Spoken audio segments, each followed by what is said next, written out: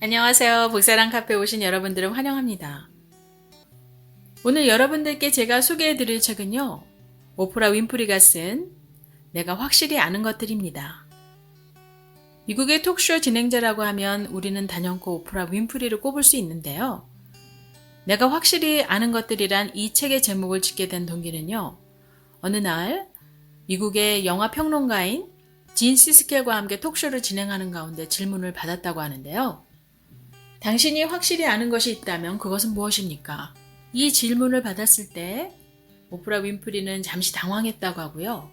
그가 던진 질문에 답을 찾기 위해 톡쇼 내내 생각했지만 결국 답을 얻지 못하고 톡쇼를 마쳤다고 합니다. 그 후에 오프라 윈프리가 본인이 소유한 오 매거진에 14년 동안 한 달에 한 번씩 칼럼을 쓰기 시작했고요. 14년 동안 썼던 그 칼럼을 압축해서 한 권의 책으로 만든 것이 바로 오늘 여러분들과 나눌 내가 확실히 아는 것들입니다. 이 책은 자서전 형태로 썼고요. 단지 지식과 정보를 전달하는 책과는 달리요. 오프라 윈프리가 그녀의 60년간의 삶을 되돌아보면서 힘들었던 때, 행복했던 순간, 감사를 느꼈던 것을 자신만의 이야기로 진솔하게 8개의 목차로 썼고요. 저는 이 책을 읽는 내내 진한 감동을 받았습니다. 오프라 윈프리는요, 1984년 아침 톡쇼를 진행하면서 큰 인기를 받기 시작해서요, 다음 해인 1985년 프로그램 이름이 아예 오프라 윈프리 쇼로 바뀌면서 더욱더 성공을 거두게 되는데요.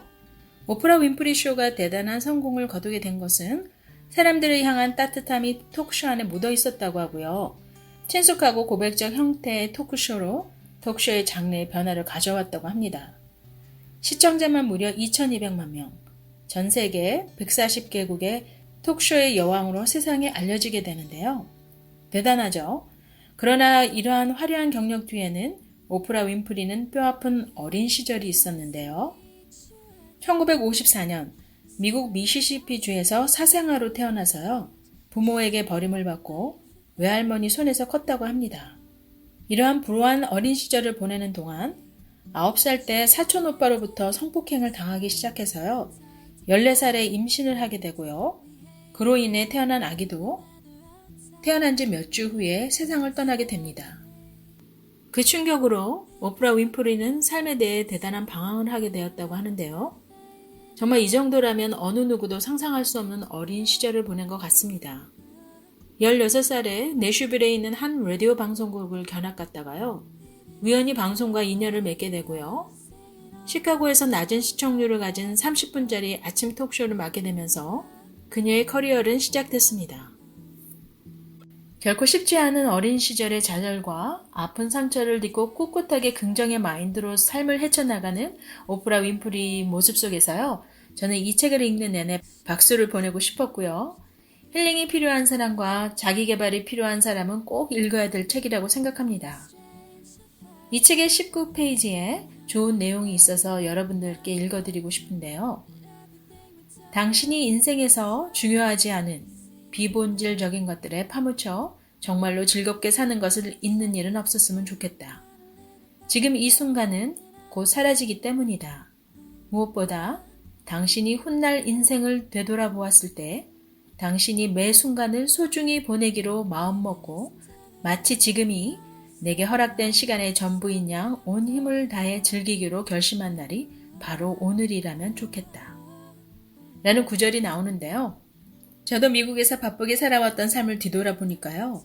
아주 사소한 일상에서 느낄 수 있는 행복의 순간을 때때로 잊고 살 때가 너무 많았더라고요. 오프라 윈프리는 예를 들어서 책에서 이야기해주고 있는데요. 완벽한 헤즐넛 크래머가 올라간 진한 커피 한 잔에 별표를 4개나 주었다고 하고요. 목줄을 채우지 않고 반려견들과 함께 숲속을 산책하는 것에 별표 5개, 참나무 아래에 앉아 일요판 신문을 읽는 것은 별표 4개, 그리고 누군가를 위해 선량한 일을 하는 것은 별표 5개 이상을 주었다고 하는데요. 이것은 특별한 사람이 경험하는 것이 아니고요. 누구나 경험할 수 있는 일상에서의 기쁨과 행복을 누릴 수 있는 일인데요. 이러한 경험을 무심코 넘겨버릴 때가 너무 많았던 것 같습니다. 또한 제가 좋아하는 구절이 53페이지에 있는데요. 우리가 마주하는 모든 고난은 우리를 아프게 쳐서 무릎을 꿇게 하는 힘이 있다. 하지만 충격 그 자체보다 우리를 더 좌절하게 하는 것은 고난을 견뎌내지 못하리라는 두려움이다. 이와 같이 정신적인 두려움은 고난에 맞서는 힘을 약화시킨다고 하는데요. 저는 요즘 우리들이 겪고 있는 코로나 사태를 한번 생각해 보았습니다. 전 세계가 이 사태로 인해 엄청난 인명피해와 더불어 경제적 피해를 입고 있는데요. 많은 사람들이 적지 않게 정신적, 육체적으로 스트레스를 받고 있죠. 코로나 이후 새 직장은 얻을 수 있을까?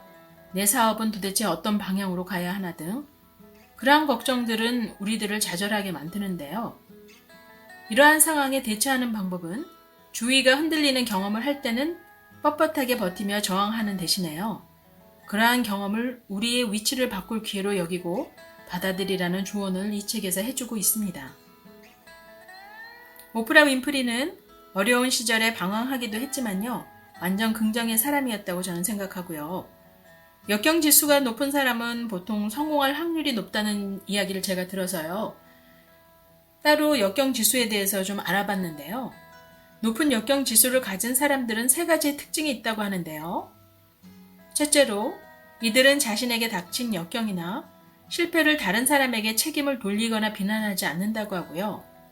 둘째로, 이들은 역경이나 실패가 자신 때문에 생겼다고 스스로를 비난하거나 비하하지 않는다고 합니다. 셋째로, 이들은 자신들이 직면한 어려운 문제들은 자신들이 얼마든지 해결하고 헤쳐나갈 수 있다고 긍정적으로 믿는다고 하네요.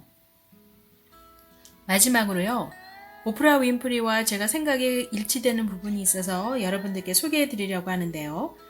44페이지에 무엇보다 내가 독서를 사랑하는 이유는 책 읽기를 통해 더 높은 곳으로 향해 갈 수 있는 능력을 얻을 수 있기 때문이다. 독서는 우리가 계속 위로 올라갈 수 있는 디딤돌이 되어준다. 라고 쓰여 있는데요. 오프라 윈프리 작가님은요. 비가 많이 내리고 있을 때 타오르는 장작불을 보면서 책을 읽는 것은 정말 최고의 기분이라고 하고요. 훌륭한 소설이나 자서전 등을 읽으면서 차 한잔 마시는 시간은 천국이 따로 없다고 합니다. 저도 작가님과 같은 취미를 갖고 있는 것 같은데요. 앞전 영상에서 빗소리와 함께 재즈 음악이 흘러나오는 책 읽기 좋은 날의 영상을 제가 만들어 본 것도요. 책 읽는 그 시간은 그 어떤 시간보다 정말 행복하기 때문입니다. 이 책에서는 책을 읽으면 종이 위에 살아나는 사람들과 만나서 느끼는 유대감이라고 이야기하고 있는데요. 저도 마찬가지로요. 제 서재에 들어와서 여러 장르의 책들을 읽을 때면 시간을 초월해 너무나 훌륭한 사람들과 항상 만나고요. 그들의 생각과 지식, 정보 등을 얻는 시간들은 저의 마음을 설레게 합니다. 제가 오늘 여러분들께 소개해드린 내가 확실히 아는 것들, 이 책은요. 책 사이즈가 작고 얇은 편이라서요. 여러분들이 쉽게 읽으실 수 있고요. 출간 즉시 아마존과 뉴욕타임스 베스트셀러로 선정된 책이라고 하네요. 책 안에 담긴 내용이 여러분들의 삶을 빛나게 해주는 희망의 메시지가 들어있으니 꼭 읽어보시길 바랍니다.